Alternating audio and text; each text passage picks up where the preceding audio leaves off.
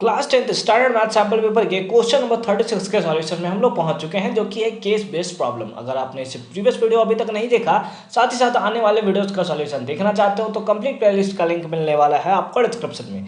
एक बार जरूर से जरूर आप डिस्क्रिप्शन को चेक कर लोगे। क्वेश्चन नंबर 36 अगर हम लोग स्टार्टिंग से पढ़े ना, तो स्टार्टिंग से ये जो है वेस्ट ऑफ टाइम है, ये सारे के सारे चीज़ों को पढ़ना। अगर आप पढ़ना चाहते हो तो आप एकदम बैठ कर आराम से बैठ सकते हो। सिंपली इसका मेन मोटिव है कि टाइल्स बन रहा है, और टाइल्स का जो शेप है वो यहाँ पे सिंपली आपको दिखाई दे रहा है। इस शेप का टाइल्स बनाया जा रहा है। अब उसके नीचे अगर आप पढ़ो तो लिखा हुआ है a craftsman thought of making a floor pattern after being inspired by the above diagram. अब जो ऊपर में डायग्राम दिया हुआ है, उससे जो क्राफ्टमैन जो होता है वो इंस्पायर्ड हो जाता है। देखो क्या क्या से इंस्पायर्ड हो रहा है सब। To ensure accuracy in his work, अपने वर्क में एक्यूरेसी लाने के लिए he made the pattern on the Cartesian plane. इसी पैटर्न को वो कार्टेजन प्लेन पे रखता है। He used regular octagon squares triangles for his floor. ठीक है, तो ये सिंपली क्या है कि अपने फ्लोर के लिए इस टाइप का पैटर्न का मेनली यूज करता है, जो कि आपको यहाँ पे दोनों आप फिगर को देखो तो दोनों आपको लगभग सेम देखने को मिलेंगे। ठीक है, तो बस इसी का ये यूज करता है। अब इसके बेसिस पे हमारे पास क्वेश्चंस बहुत सारे दिए गए हैं। 3 क्वेश्चन है, और तीसरे वाले के और में भी एक क्वेश्चन है। हमें क्या करना है कि एक एक क्वेश्चंस को, मतलब हमारा जो मेन क्वेश्चन है यहीं से शुरुआत हो रहा है, तो एक एक क्वेश्चन खुलेगा प्रॉपर फॉर्म में देखना है, उसे समझना है। ठीक है, क्योंकि अभी दशहरे का टाइम चल रहा है, थोड़ा अनवांटेड साउंड आपको सुनाई दे सकता है, जैसे कोई बच्चा हल्ला कर रहा है। ठीक है, या फिर जैसे क्या होता है ना, आसपास बहुत सारे बच्चे हैं तो उसका थोड़ा साउंड जा सकता है। या फिर क्या होता है ना कि आसपास डीजे वाले लोग भैया जो होते हैं वो बहुत ज़्यादा साउंड करते हैं, तो वो थोड़ा साउंड जो होता है थोड़ा अगर कम वॉल्यूम में है तो ज़्यादा अच्छा लगता है। ठीक है, फिर हम लोग देखते हैं फर्स्ट पार्ट में क्या है। What is the length of the line segment joining the point B and F. First question में है बी और एफ। जैसे आपको पॉइंट आप देखो, बी आपको यहां दिखाई दे रहा है, एफ आपको देखो रेड कलर से दोनों अपोजिट साइड में दिखाई दे रहे हैं। तो बस उसका लेंथ फाइंड आउट करना है डिस्टेंस फार्मूला के थ्रू। सबको करेंगे बोर्ड पे, टेंशन नहीं लेना है। सेकंड क्वेश्चन क्या है, the centre Z figure will be the point of intersection of the diagonal of the quadrilateral W X O P, है ना।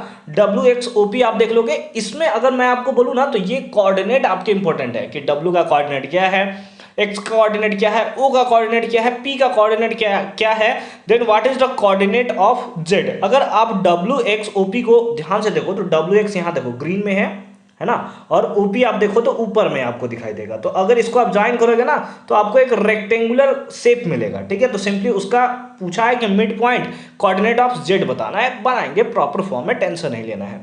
थर्ड पार्ट में देखें तो what is the coordinate of the point Y axis equidistance from A and G. हमें A point यहाँ पे देखने को मिल रहा है, ए पॉइंट ये हमारा है, और जी पॉइंट जस्ट उसके ऊपर रेड में ही आपको भी दिखाई दे रहा है। तो उसका बस सिंपली हमें क्या फाइंड आउट करना है, मिड पॉइंट 5 करना है, और कहाँ पे, तो वाई एक्सिस में हमें फाइंड आउट करना है। और उसी के और में है, आप थर्ड बनाना चाहो तो बना सकते हो, या फिर उसका और में बनाओ, what is the area of ट्राइपीजियम A F G H. यहाँ पे आप देखो तो यहाँ पे ए एफ जी एच आपको दिखाई देगा, ये देखो है ए एफ जी एच। अगर आप ए और एफ को ज्वाइन कर देते हो तो सिंपली आपको क्या मिल जाएगा, एक ट्राइपीजियम मिल जाएगा। तो सिंपली उसके बारे में बात कर रहा है। तो चलिए अब हम लोग चलते हैं बोर्ड पे। ये फिगर हमारे लिए इंपॉर्टेंट है, इसका कोऑर्डिनेट इंपॉर्टेंट है, और ये जो है किस चैप्टर से है, तो कोऑर्डिनेट ज्योमेट्री वाले चैप्टर से रिलेटेड है। तो सारे कोऑर्डिनेट्स इंपॉर्टेंट है, एकदम प्रॉपर फॉर्म में आप कोऑर्डिनेट्स को देखते चलोगे। तो चलिए फटाफट से मूव करते हैं बोर्ड्स पे। क्वेश्चन नंबर 36 का फर्स्ट क्वेश्चन आप देखोगे, एकदम हर एक पॉइंट को आपको अच्छे से नोट करना है। फर्स्ट है what is the length of the line segment joining the point B and F. यानी कि अगर हम लोग सपोज कर ले कि ये लाइन हमारा कौन सा है, ये हमारा पॉइंट बी है, ये पॉइंट एफ है। बी का कोऑर्डिनेट अगर आप अच्छे तरीके से देखो तो बी का कोऑर्डिनेट आपको कितना दिखाई देगा, दैट इज एक्स पहले वाई, यानी कि 1,2। ठीक है, अच्छे से देखोगे कोऑर्डिनेट। एफ कोऑर्डिनेट को अगर आप देखो तो एफ कोऑर्डिनेट कितना है, एक्स में है -2 और वाई में है 9, यानी कि कितना है -2,9। कितना है -2,9। अब क्योंकि इसका लेंथ निकालना है, यानी कि सिंपली हमें लगाना है डिस्टेंस फॉर्मूला। डिस्टेंस जो निकलेगा वही हमारा बी एफ हमारे पास निकल जाएगा, यानी कि इसके बीच का डिस्टेंस कितना है।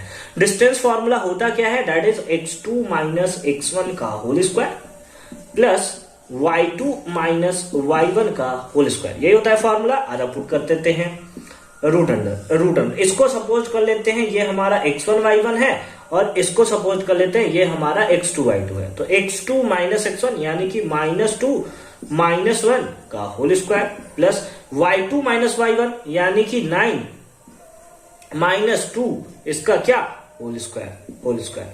तो रूट अंडर ये कितना आ जाएगा, दैट इज -3 का whole square plus 9 -2 that is 7 का क्या हो गया, दैट इज स्क्वायर। तो हमारे पास रूट अंडर हो गया, रूट अंडर -3 का स्क्वायर 9 होता है प्लस 7 का स्क्वायर कितना होता है 49, ऐड कर लेंगे तो रूट अंडर 58 यूनिट। ये हमारे पास फर्स्ट का आंसर देखने को मिलेगा। अगर इसे आप पॉइंट में कन्वर्ट करना चाहते हो तो सिंपली इसका रूट निकालोगे, पॉइंट में वो वैल्यू आपको देखने को मिलेगा। अदरवाइज आप यहां तक करके इसे सिंपली छोड़ सकते हो। ठीक है, अच्छी बात है। अब इसके सेकंड पार्ट पे मूव किया जाए। ठीक है, आप फटाफट से इसका स्क्रीनशॉट ले लोगे। ठीक है, अच्छी बात है। अब हम लोग फर्दर मूव करते हैं इसके सेकंड पार्ट पे। सेकंड पार्ट में क्या दिया हुआ है, the centre Z is the figure will B point of intersection of the diagonal of the quadrilateral WXOP। यानी कि अगर हम लोग इस टाइप से ले लें, है ना, ये हमारा क्या है, दैट इज W, ये X, ये O और ये P। आप फिगर में ध्यान दो WXOP कहां दिखाई दे रहा है। लेफ्ट साइड में देखो WX दिखाई देगा और अगर आप राइट साइड में देखोगे OP, दोनों ग्रीन कलर में आपको दिखाई दे रहा होगा। ठीक है, W का कोऑर्डिनेट हमारे लिए इंपॉर्टेंट है। तो कोऑर्डिनेट अगर हम लोग W का लिखना चाहें तो कितना होगा, दैट इज -6, पहले X लिखते हैं तो -6, 2। X का कोऑर्डिनेट ध्यान दो -4, 0। O का कोऑर्डिनेट अगर आप ध्यान दो तो हो जाएगा 5, 9। और अगर आप P का कोऑर्डिनेट देखो, है ना, P का कोऑर्डिनेट देखो तो P का कोऑर्डिनेट कितना है, दैट इज 3, 11। कितना है, 3, 11 है। ठीक है, अच्छी बात है, बहुत अच्छी बात है। अब एक बार क्वेश्चन को फिर से पढ़ते हैं। द सेंटर जेड, अच्छा इसका सेंटर है कोई जेड, बात करते हैं क्या है, of the figure will B point of intersection of diagonal of the quadrilateral. यानी कि अगर इसके डायगोनल को सिंपली हम लोग ज्वाइन कर दें, इसके डायगोनल को सिंपली ज्वाइन कर ले तो ये जो पॉइंट आएगा ना, इस पॉइंट को इसने नाम दिया है जेड का। किसको नाम दिया है, वो नाम दिया है जेड का। ठीक है, then what will be the coordinate of Z. तो इसका कोऑर्डिनेट क्या होगा, अगर आप ध्यान से देखो तो हमारे पास WXOP, फिगर में भी आप देख सकते हो WXOP जो होगा वो रेक्टेंगल होगा। क्या होगा, रेक्टेंगल। और हमें पता है कि इन रेक्टेंगल, अगर हम लोग रेक्टेंगल में बात करें कि डायगोनल जो होता है वो बाइसेक्ट करता है। Diagonals are bisect each other. क्या करते हैं, एक दूसरे को बाइसेक्ट करते हैं, बाइसेक्ट ईच अदर। यानी कि अगर हमें z का डायगोनल निकालना है तो बाइसेक्ट मतलब इक्वल पार्ट में हम लोग कैसे निकालते हैं, x1 + x2 डिवाइडेड बाई 2। तो सिंपली हम लोग यहां पे लगा देंगे x1 + x2 यानी कि -6 + 5 divided by 2, y1 + y2 divided by 2 यानी 2 + 9 डिवाइडेड बाई 2। ये पॉइंट्स आपको याद होने चाहिए, वहां पर आपको मेंशन करके आना होगा ये सब पॉइंट्स। ठीक है, तो z = सिंपली कितना आ गया, -6 + 5 दैट इज -1/2, 9 to 11/2। और ये हो गया हमारा आंसर सेकेंड पार्ट का। आई होप कि ये कॉन्सेप्ट भी आपको एकदम प्रॉपर फॉर्म में समझ में आया होगा। थर्ड पार्ट पे फर्दर मूव करते हैं। थर्ड में आपको 2 क्वेश्चन देखने को मिल रहा है, हालांकि आपको सॉल्व एक ही करना है क्योंकि वो और में क्वेश्चन हमारा गिवन है। ठीक है, तो आप ऊपर वाला बना सकते हो या फिर नीचे वाला बना सकते हो, लेकिन हम तो आपको दोनों बनाकर दिखाएंगे। देखिए क्या है थर्ड में, what is the coordinate of the point on the y axis equidistance from A to Z, है ना, A and G। तो अगर हम लोग बात करें y एक्सिस में है तो सबसे पहले A लिख लेते हैं और ये पॉइंट को हम लोग G बना लेते हैं। ये पॉइंट हमारा G हो गया। और हमसे क्या पूछा है कि what is the coordinate of the point, है ना, कोऑर्डिनेट ऑफ द पॉइंट क्या है, y axis, on y axis. अच्छा y एक्सिस में, ठीक है। पहले A का कोऑर्डिनेट हम लोग लिख सकते हैं क्या, A का कोऑर्डिनेट कितना है, देखो ध्यान से देखो -2, 2। ठीक है, G का कोऑर्डिनेट ध्यान से देखो G का कोऑर्डिनेट -4, 7। और ये बोला है कि एक पॉइंट है, पॉइंट को हम लोग क्या मान ले, x मान ले, x तो है जरूर उसमें, अच्छा x डैश मान लेते हैं। ठीक है, कुछ भी मान सकते हो जो उसमें, अब इतना सारा तो दिया हुआ है, अब ABCD बैठ के हम गिनते रहे तो बहुत ज्यादा झंझट है। ठीक है, x डैश मान लेते हैं। ठीक है, तो ये कहां पे है, क्योंकि ये इसको इंटरसेक्ट करता है, या फिर यूं बोले तो इक्वी डिस्टेंस है y एक्सिस में। ठीक है, अगर y एक्सिस में पॉइंट है तो पक्का x वहां पे 0 होगा, y का वैल्यू कुछ आपको देखने को मिलेगा। और क्योंकि इक्वल डिस्टेंस है, इक्वल डिस्टेंस मतलब इक्वल डिस्टेंस पे है, इक्वल डिस्टेंस कहने का मतलब क्या हो गया कि जो ए एक्स डैश का डिस्टेंस होगा वही हमारे पास क्या होगा, जी एक्स डैश का डिस्टेंस होगा। और इस वैल्यू, इस बेसिस पे आप वाई का वैल्यू फाइंड आउट कर सकते हो। बोलो कर सकते हो नहीं कर सकते?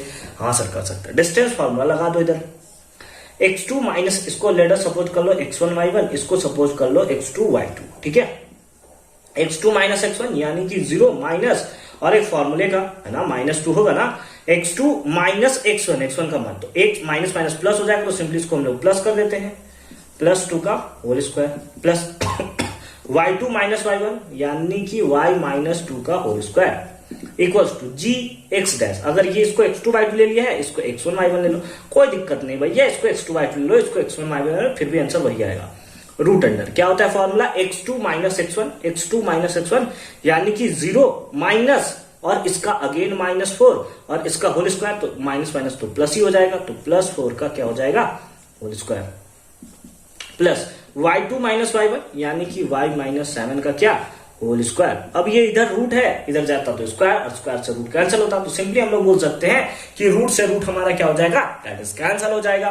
2 का स्क्वायर कितना होगा, 4 हो जाएगा, प्लस प्लस यहां पे हम लोग लगा देंगे a माइनस बी का होल स्क्वायर। आपको पता है क्या होता है ए स्क्वायर, है ना, a माइनस बी का होल स्क्वायर पता है ना भाई, a माइनस बी का होल स्क्वायर होता है a square plus B square minus 2ab। बस इसी फॉर्मूला पे हमें बैठाना है, y के प्लेस पे हमने y स्क्वायर कर दिया प्लस बी स्क्वायर यानी कि +2 का square that is 4 minus 2ab, तो 2 का 2 रखा, a के प्लेस पे y, b के प्लेस पे 2, तो 2 जा 4 हो गया यानी कि 4y, कितना हो गया 4y is equals to, again 4 का स्क्वायर कितना होगा 16 हो जाएगा, ठीक है, प्लस a माइनस बी का होल स्क्वायर यहां पर भी लगेगा a square plus B square यानी कि 7 का square that is 49 minus 2ab, तो 7 2 जा 14y, है ना 14y, ठीक है, मिटा दिया जाए इसको, हाँ बहुत अच्छी बात है। अब हम लोग क्या कर सकते हैं, प्लस वाई स्क्वायर इधर तो माइनस में, तो सिंपली वाई स्क्वायर से वाई स्क्वायर हमारा कैंसिल हो गया, 4 और 4 कितना हो गया 8 हो गया, minus 4y is equals to, इसको ऐड कर देंगे 49 प्लस 16 65 माइनस 14y कितना हो गया -14y, इसको पकड़ के इधर लाते हैं तो -4y, और ये माइनस में इधर आया तो plus 14y is equals to 65, ये माइनस में चला गया 8, तो कितना हो गया that is 10y equals to कितना हो गया 57। तो इस बेसिस पे y का वैल्यू कितना आएगा 5.7 इतना क्या y का वैल्यू जो है वो हमारा कोऑर्डिनेट है। तो हमारे पास सिंपली अगर कोऑर्डिनेट पूछता तो हम लोग बोल सकते थे उसको कि वो होता है 0,5.7, लेकिन हमसे क्या पूछा था, हमसे पूछा हुआ है what is the coordinate of the point, हाँ कोऑर्डिनेट ही पूछा हुआ है, तो सिंपली आप कोऑर्डिनेट लिख दोगे, कोऑर्डिनेट लिख दोगे, कोऑर्डिनेट क्या होगा, कोऑर्डिनेट हो जाएगा हमारे पास 0,y लिया था, y का वैल्यू इतना है, तो कोऑर्डिनेट कितना होगा 0,5.7 ये हो गया हमारे पास आंसर, ठीक है। आई होप कि ये कॉन्सेप्ट आपको अच्छे तरीके से क्लियर हुआ होगा। अब इसके और वाले पार्ट में भी एक क्वेश्चन है, उसको भी बहुत अच्छे तरीके से आप ध्यान दोगे, ठीक है। मिटा दिया जाए, फिलहाल इसको मिटा दिया जाए, बहुत अच्छी बात है, स्क्रीनशॉट ले लोगे, 1 2 3 लेट्स गो। एक कहानी है जो सबको सुनानी है, चलने वालों की तो रूह भी जलानी है। चलो ठीक है, आ जाओ, जलाते रहेंगे बाद में, आजा आजा, पहले पढ़ लेते हैं थोड़ा। और देखो, और में क्या है, what is the area of the ट्राइपीजियम AFGH। अगर आप ध्यान से देखो ना तो कुछ इस टाइप से आपका बन रहा है, हम लाके हम सीधा करके बनाते हैं, ठीक है, इस टाइप से, ठीक है। AFGH आप ध्यान से देखो ना भाई, AFGH आपको दिखाई देगा, या उसी टाइप से बनाते, छोड़ो उसी टाइप से बना देते हैं ताकि आपको अच्छे से क्लियर हो, नहीं तो फिर बाद में बोलोगे कि सर ऐसे बता देते हो, सर समझ नहीं आता है सर, ठीक है। देखो इस टाइप से है, इस टाइप से है, यहां पे आपका A है, यहां पे आपका F है, यहां पे आपका G है, यहां पे आपका H है, ठीक है। सारा का सारा कोऑर्डिनेट हमने यहाँ पे लिख दिया। अगर हम लोग एरिया बात करें, एरिया ऑफ ट्राइपीजियम क्या होता है, तो होता है half into sum of parallel sides, यानी कि यहां से यहां तक का साइड प्लस यहां से यहां तक का साइड, है ना। तो हम लोग यहाँ पे क्या लिख लेते हैं, sum of parallel side, sum of parallel side into H, यही होता है हमारा फॉर्मूला। हाफ को हाफ रख दिया into sum of parallel side, G और एच के बीच का डिस्टेंस ढूंढो तो कितना है, जी और एच के बीच का डिस्टेंस 1 2 3 यूनिट आपको दिखाई देगा। देखो भाई जी एच के बीच का डिस्टेंस देखो ना, कितने लाइन आपको दिखाई दे रहे हैं, 1 2 3 लाइन है ना, तो सिंपली हमने 3 लिख दिया। ये जी एच के बीच का डिस्टेंस देखो ऐसे दिखेगा, 1 2 और तीसरा यहां पे हमारा सिंपली आया हुआ है। उसी टाइप से ए और एफ के बीच का डिस्टेंस देखो, 1 2 3 4 5 6 7, कितना है 7 है। देखोगे यहां पे दिखाई देगा 1 2 3 4 5 6 और यहां पे 7वां है, तो टोटल डिस्टेंस कितना है 7 है। अब आता है हाइट के बारे में। हाइट मतलब यहां से यहां तक के बीच में कितना डिस्टेंस है, जी और एफ वाला लाइन देखो कितना है, एफ वाली लाइन, यानी कि यहां से यहां तक के बीच का डिस्टेंस कितना है, 1 और 1 2 का, कितना है 2 का है। 2 से 2 हमारा सिंपली मर जाएगा और हमारा लगता है कि इंक भी मरने वाला है। कितना हो जाएगा सिंपली 5 7 और 2 10 10, इतना क्या स्क्वायर यूनिट, इतना क्या square unit. And this is the right answer of this question. I hope कि ये वाला जो आपके पास केस बेस्ड प्रॉब्लम था वो आपको एकदम 100% सक्सेसफुली समझ में आया होगा कि कैसे हमने इसका सॉल्यूशन किया है। एकदम सिंपल से सिंपल फॉर्म में मैंने आपके सामने तोड़कर रख दिया है इस सॉल्यूशन को। आई होप कि ये कॉन्सेप्ट आपको अच्छे तरीके से समझ में आया होगा। नेक्स्ट वीडियो में हम सॉल्व करेंगे क्वेश्चन नंबर 37 को, यानी कि again case based problem. Science का भी सैंपल पेपर का वीडियोस अपलोड होने शुरू हो चुके हैं। तो मिलते हैं आपसे अगले वीडियो में। कंप्लीट प्लेलिस्ट का लिंक मिलेगा आपको डिस्क्रिप्शन में।